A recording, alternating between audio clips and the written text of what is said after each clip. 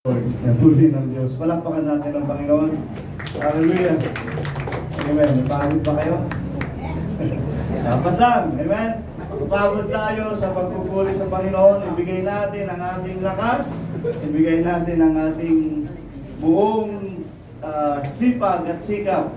Amen. Upang purihin natin ang ating Panginoon. Hallelujah. Palakpakan natin ang Panginoon. Amen. Bagong taon, anong New Year's resolution ninyo? Amen? Anong New Year's resolution ninyo? Lalo tayong magpakalakas at magtapat sa Panginoon. Amen? Yung palakpak na yan, mahina pa yan. Palakpakan natin ang Panginoon! Amen? Magpakalakas tayo lalo! Bagong taon na, magpakalakas tayo lalo. Praise the Lord! Praise the Lord! Amen. Kung paano tayo kinasihan ng Diyos sa nakarang taon at pinagtagumpay tayo ng Panginoon, masigitan natin ngayon. Amen. Para mas lalo pang pagpapala at biyaya ang ibibigay ng Panginoon sa atin. Amen. Makalakas tayo sa Panginoon. Amen. Kaya yung palakpak natin, nagdagan natin. Amen. Yung 5 palakpak natin, gawin natin lagi 10. Amen? Alam mo ako, isa sa sikreto ko, no? Sa akin lang naman. Pag ako papalakpak sa Panginoon, hindi bababasag ito. Kasi lagi kong sinasabi, 7 is God's number. Kaya, pag ako pinapalakpak, hindi bababayan sa 7. Kasi para sa Panginoon, ito. Eh kung mas matagal, mas marami, mas maganda. Minsan nga, parang binibilang ko, kung maaari, 49. 7 times 7, 49. Pag matagal na palakpak, kung maaari, bilangin ko hanggang 49. Ang palakpak na yan para sa Panginoon. Pero mas maganda, mas marami. Amen? Muli, palakpakan natin ang Panginoon. Kaya binibigyan natin ang maraming palakpak ang Panginoon sa araw na ito. Amen? Sa pananagumpay ng Panginoon sa ating biyaya at pagpapala ng Diyos sa bawat isa. Amen? Purihin ang Panginoon. Purihin ng Panginoon. Kaya marami tayong special service tayo. Amen? Special service tayo. May mga speakers tayo. Brother Joseph, mauna ka? Speaker? Encouragement. Ang dami natin. 1, 2, 3, 4. Ako muna, mama. Amen. Marami tayong speaker. 4. Ilan kami? 5. Sinong gustong dumagdag? Magsasalita. Words of encouragement. Sino dyan ang gustong maging pastor? Sabi ko nga, mga kabataan, stand up. Stand up. Kayo ang susunod na itatalaga ng Diyos na maging pastor. Sino sa kabataan ang mag-words of encouragement? Amen. Purihin ng Panginoon. Mga kabataan, ihanda rin niyo ang inyong mga sarili. Si Brother Jerome na sinasabihan ko dati. Asa na? Si Brother Jerome, masigasig yun, masipag yun, hindi nawawala. Amen. Laging nandyan. Tahimik nga lang. Tahimik. Pero pag kinilos ng Panginoon yan, amen. Pupurihin mo ang Panginoon sa pagkilos ng Diyos sa kanila. Amen. Mga kabataan, tumayo kayo. Itayo ninyo ang inyong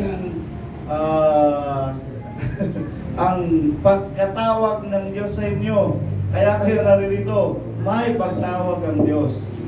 Amen. At panindigan natin to. Panindigan natin, panghawakan natin ang pagtawag ng Diyos sa bawat isa sa atin.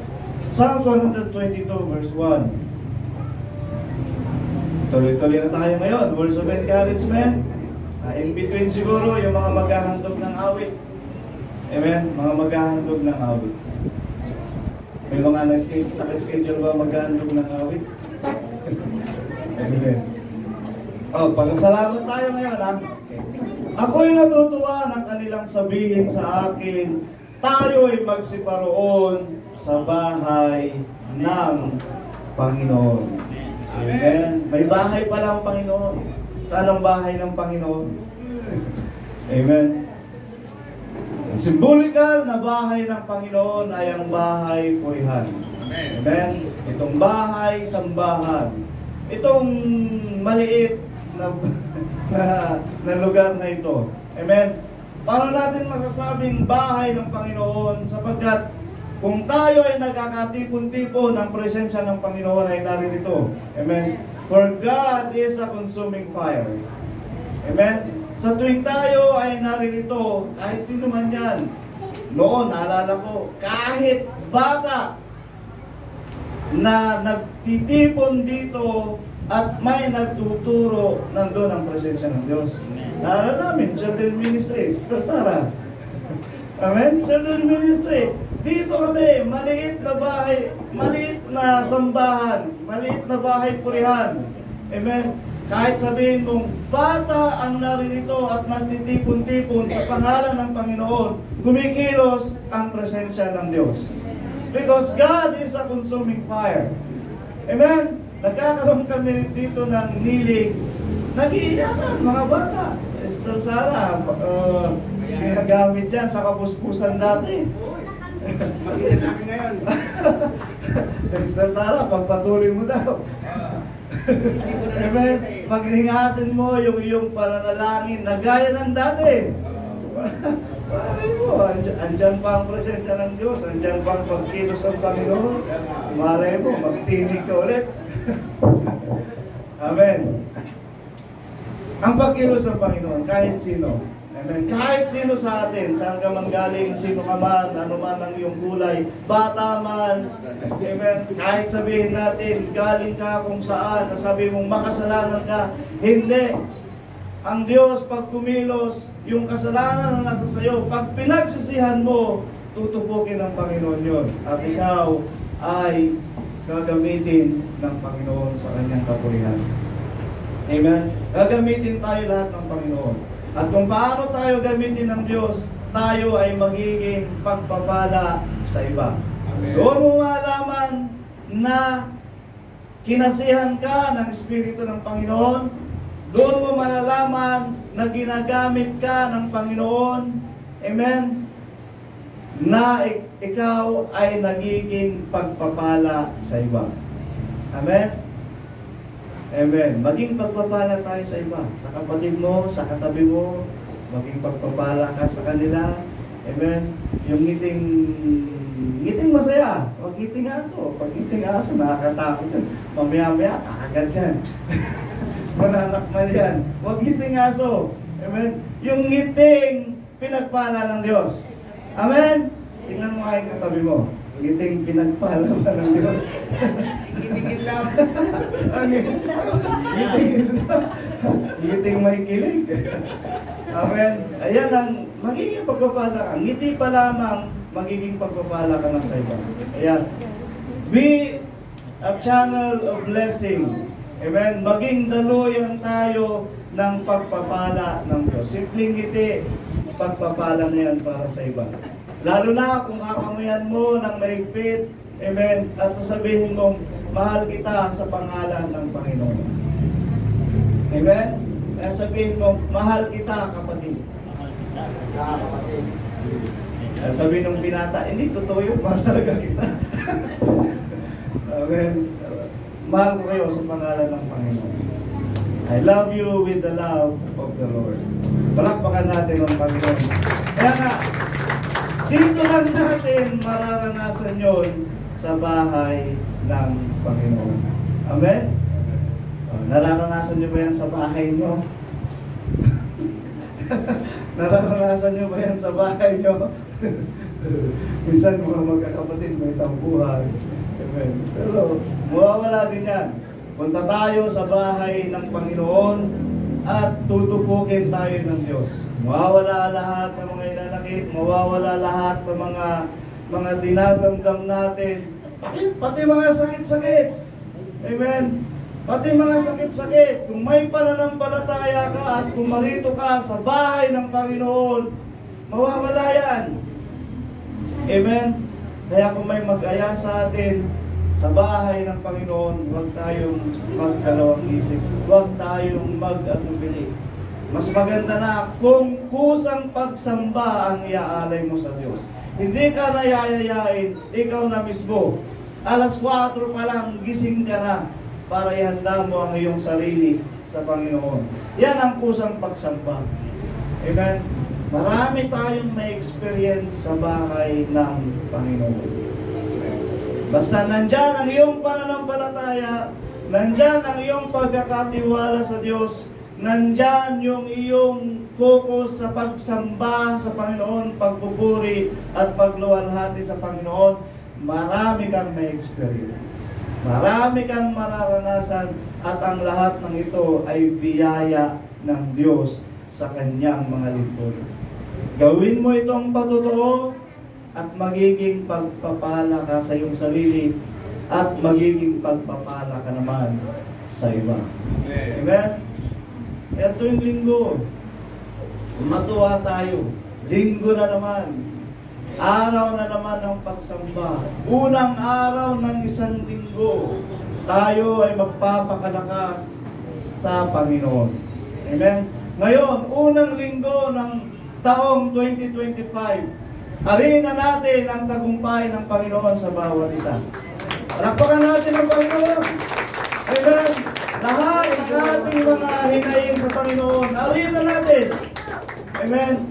Idaing mo sa Diyos na may pasasalamat at pagkakatiwala sa Kanya. Amen? At arena natin ang pananagumpay ng Panginoon sa bawat isa. Amen? Kaya, magsiparon tayo sa bahay ng Panginoon. Matuwa tayo sa tuwing tayo ay pumaparito sa bahay ng Panginoon. Alam nyo ba, unang linggo ng taong 2025, kung hindi kayo pumarito, magkakasala kayo sa Diyos. Kasalanan talaga. Amen? Lalo na kung pinagpalit nyo lang dahil sa excursion.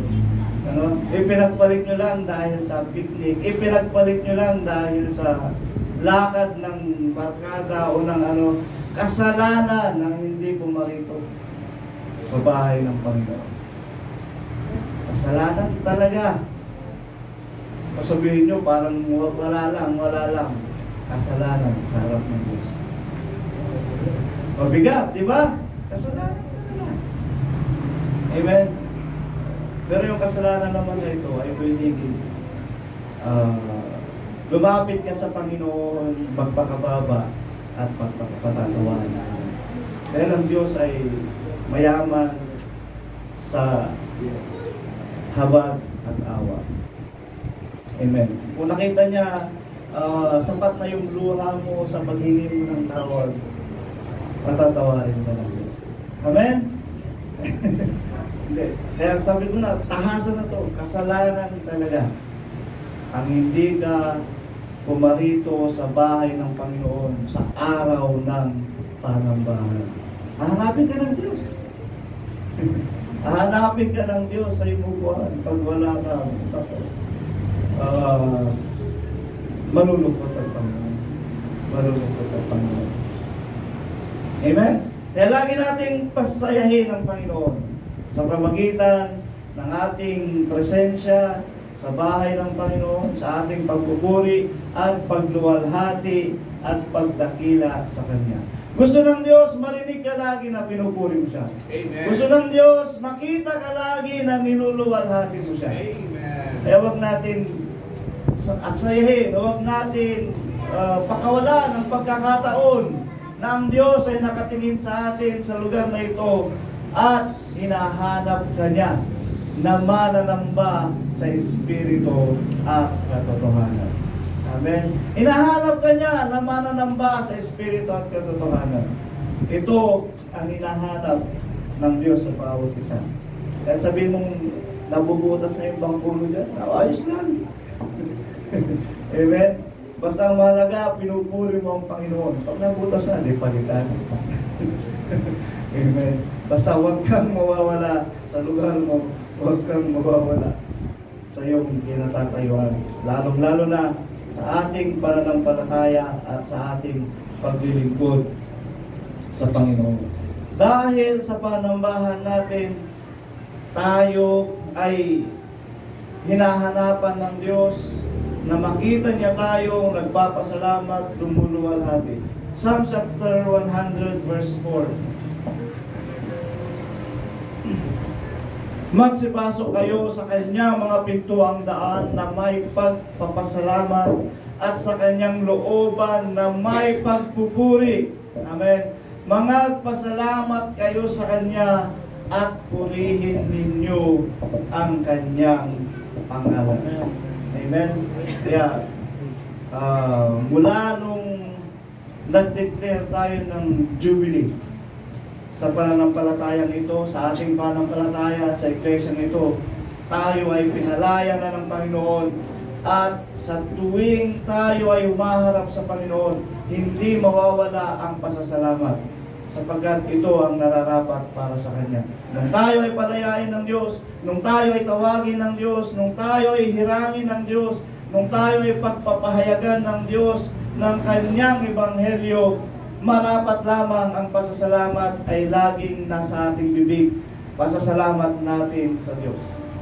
Amen. Marami tayong dapat ipagpasalamat sa Panginoon. Marami akong verse, kaya lang kukunti lang oras natin. Amen. Ang pagpapasalamat, yung pagpapagaling na ibinigay ng Diyos sa atin, sino ang pinagaling dito ng Panginoon? Sino? Naku, kukunti ba? Ako, mamatid. Yung sakit ko sa tiyan, wala na. Hindi, yung sakit ko sa tiyan, ayaw kong pa-opera kung maaari. Amen. Arin ko na lang na tinik. Si Apostol Pablo may tinik sa kagiliran. Siguro, arin ko na rin tinik sa akin yon, nabigay ng Diyos para maging paalaala sa akin na may pagpapaalala ang Diyos, may pagtutuloy ng Diyos, may ginagawa ang Diyos, may pagpapagaling ang Diyos. Amen. Pero sa totoo lang, takot ako magpap. Hindi. Aray ko na lang tinig ito sa tagiliran. Amen. Pero salamat sa Panginoon, ang kagalingan ay pinagkakaloob ng Diyos. Amen. Amen. Sino ito ang hindi pinagaling? Ay, lahat tayo pinagaling ng Panginoon. Palakpakan natin ang Panginoon. Amen.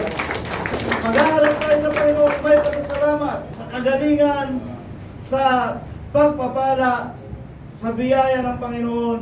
Amen. Purihin natin lagi ang Diyos, dapat siyang purihin. Ano ba? Pagpapala. Amen. Pagpapala. Lalong-lalo na ang buhay na taglay natin. Masarap ang buhay. Amen. Basta may kanin. Basta may kanin. Price is life. Pero salamat sa buhay ay pinagkakaloob ng Diyos sa bawat isa sa atin. Habang may buhay, mayroon tayong pagkakataon lagi upang magpuri sa Panginoon. Habang may buhay, mayroon tayong pag-asa sa anumang bagay na sinasampalatayanan natin sa Panginoon. Amen? Kaya every day of our lives, bawat umaga ay pagpapala ng Diyos sa atin. Kaya paggising natin, pasalamatan natin lagi ang Panginoon. Amen? Pasalamatan natin lagi ang Diyos. 5 verse 5.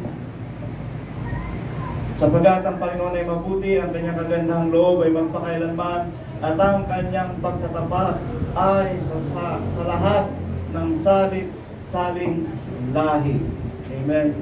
Pag tayo ay nagtapat sa Panginoon, gagantihan ba tayo ng Diyos ng pagtatakwil? Hindi ka itatakwil ng Diyos. Pag nagtapat ka sa Panginoon, hindi ka itatakwil ng Panginoon. At ang pagtatapat ng Diyos sa'yo, dahil sa iyong pagtatapat sa Kanya, isasalin niya hanggang sa iyong mga anak. Amen? Isasalin niya yan hanggang sa iyong mga anak. Kaya kung gusto mong pagpalain ng Diyos ang iyong mga anak, simulan mo ngayon, magtapat ka sa Panginoon, at magtatapat din ng Diyos sa iyo hanggang sa iyong mga anak. Verse 5 na pala yan. Okay. Dito, 2 Corinthians chapter 9, verse 11. Yaman kayo'y pinayaman sa lahat ng mga bagay na ukol sa lahat ng kagandahang loob na nagsisigawa sa pamamagitan namin ng pagpapasalamat sa Diyos. Amen. Pinayaman tayo sa lahat ng mga bagay ukol sa lahat ng kagandahang loob. Amen. Pinayayaman tayo ng Diyos, more on spiritual. Amen. More on spiritual. Doon tayo pinalalago ng Diyos. Dahil doon naman ang focus natin. Ang paglago natin sa ating pananampalataya, ang ating pakikipag-ugnayan sa Diyos. 12.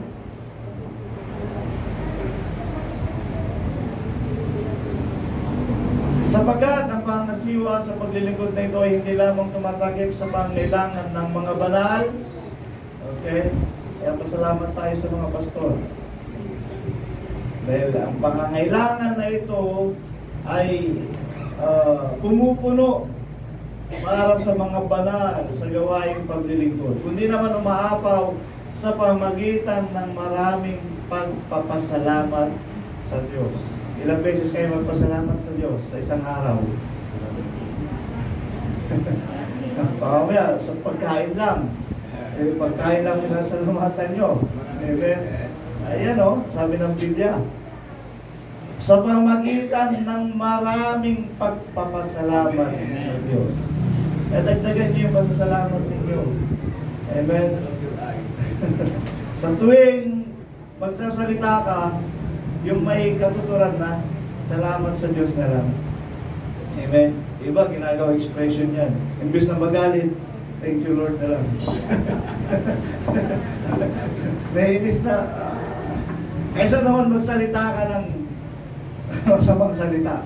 Salamat sa Diyos. Tapos kagatin mo na lang dila mo. Para hindi ka na makapagsalita ng bagay. 13.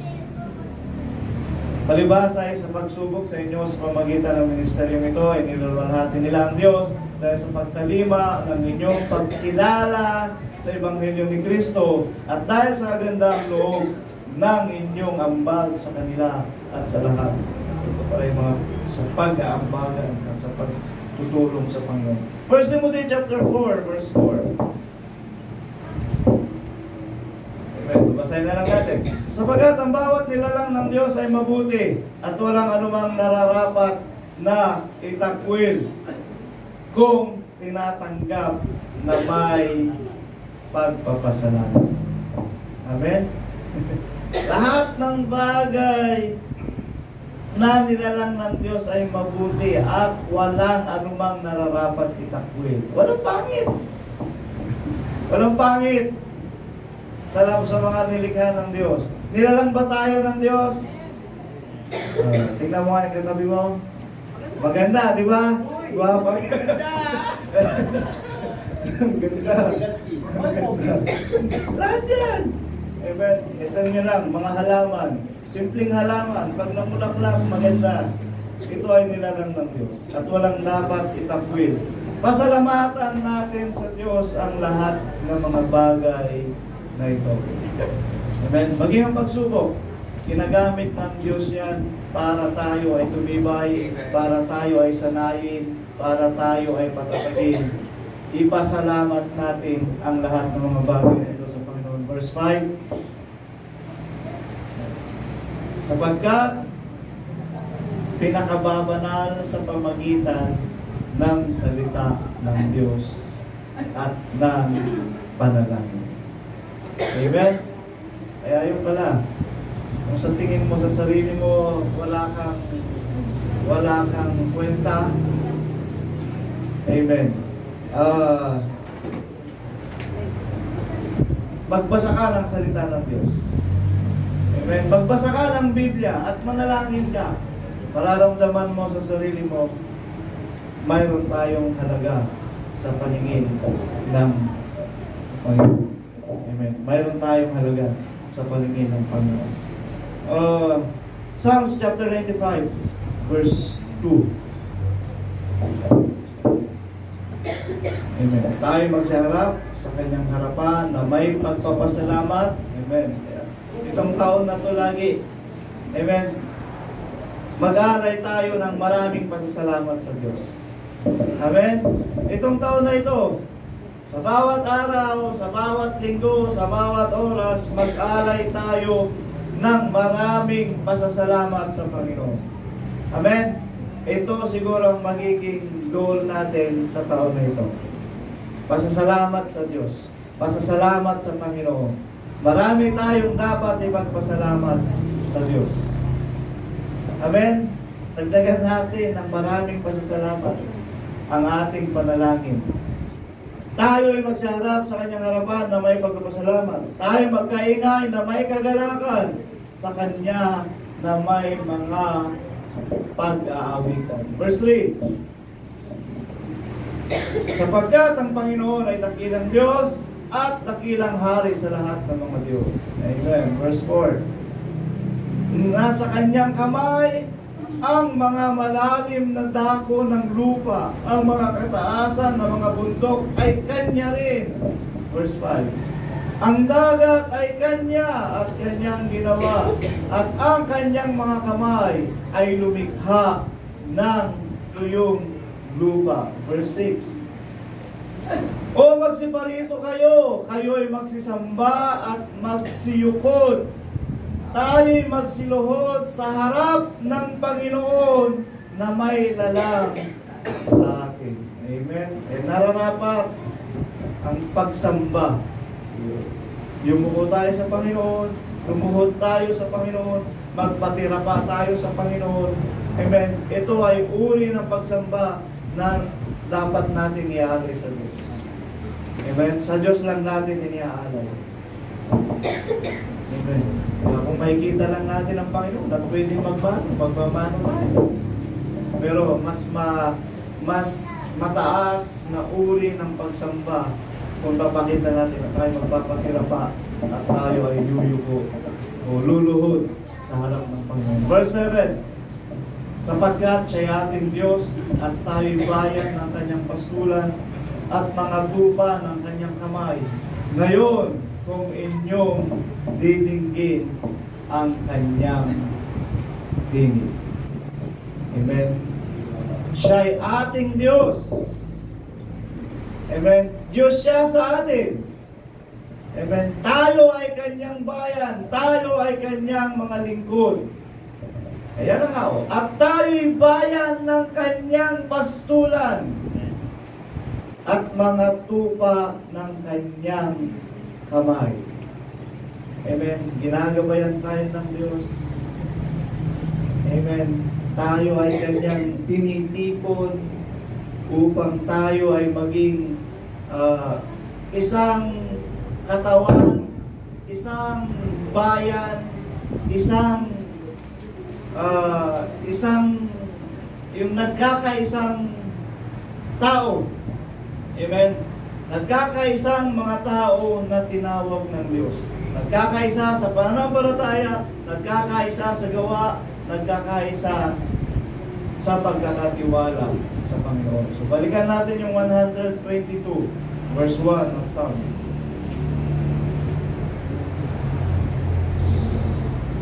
Amen.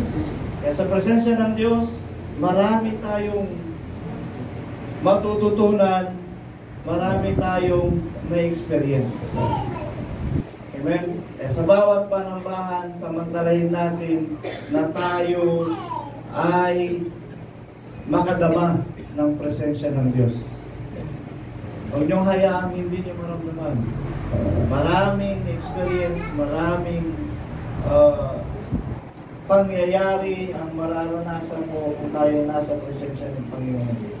Kaya nananawagan ng Diyos sa atin, magsiparito kayo, sabi niya, tayong tupa ng kanyang mga kamay at tayong bayan na kanyang itinatatag. Tayong bayan na kanyang itinatatag.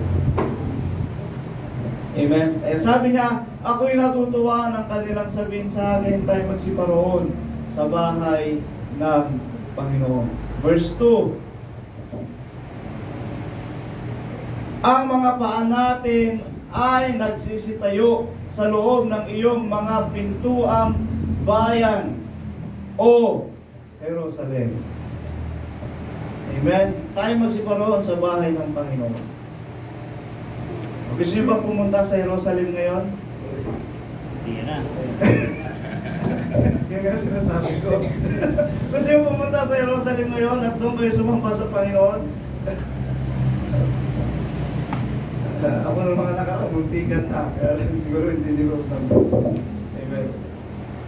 Pero ito mga kapatid, kasi nga, ang Diyos ngayon, ayon sa Ebanghelyo ng Sidar, Ebanghelyo ng isang dako, Ebanghelyo ng pagkukubkob, amen, tayo ay tinatagtag ng Diyos na isang bayan. Amen.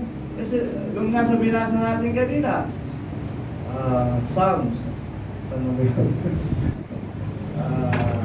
92. Amen. Sige, balikan nga natin. 92, di ba yun? 92. Ay, nakaraan yan. Ayan, 95. Sa may 7. Ay, ito na. Sapagkat siya ay ating Diyos at tayo'y bayan ng kanyang pastulan. Amen? Itinatapag tayo ng Diyos sa kanyang bayan. Yung kanyang mga tupa ay ginagawa niyang bayan. Amen? Amen? Okay. Kung babalikan natin yung 122 verse 1, i-revise natin. Ako'y natutuwa ng kanilang sabihin sa akin, tayo magsiparoon sa bayan ng Diyos. Bayan na, hindi na bayan. Sa bayan ng Diyos. Matutuwa kayo? Halina kayo. Tara na. Tayo magsiparoon sa bayan ng Diyos. Ano? Matutuwa kayo? Ay, subukan nyo pumunta. Maraming katuwaan, maraming experience, maraming ang mararanasan. At maraming karunungan ang ibinibigay ang Diyos sa lugar na yun. Tayo magsiparoon sa bayan ng Diyos. Tayo magsiparoon sa Sidar. Palakpakan natin ang Panginoon. Matutuwa kayo kung yayayain namin kayo sa Sidar. Puri ng Panginoon. Maraming pagpapala, maraming biyaya ng Diyos kung tayo ay nasa kanyang presensya. At lahat ng ito ay karagdagang karunungan at karagdagang kalaman para sa bawat isa. Patuloy tayong tinuturuan ng Diyos. At kung tayo ay susunod sa Kanya, matututunan natin kung paano tayo itinutuwid ng Diyos at dinidiretso. Amen? Dinidiretso niya tayo. Amen? Kumbaga, itinutuwid niya ang ating mga landas. At sa mga pagkatutong lahat ng mga bagay na ito, tayo ay binabanal sa pamagitan ng kanyang mga salita. Amen? Kaya palakpakan natin ng Panginoon. Puri ng Panginoon. Ayan. Dami tayong dapat sabihin. Amen. Salamat sa Panginoon para sa ating lahat, biyaya at pagpapala. Para po sa paghandog ng awit.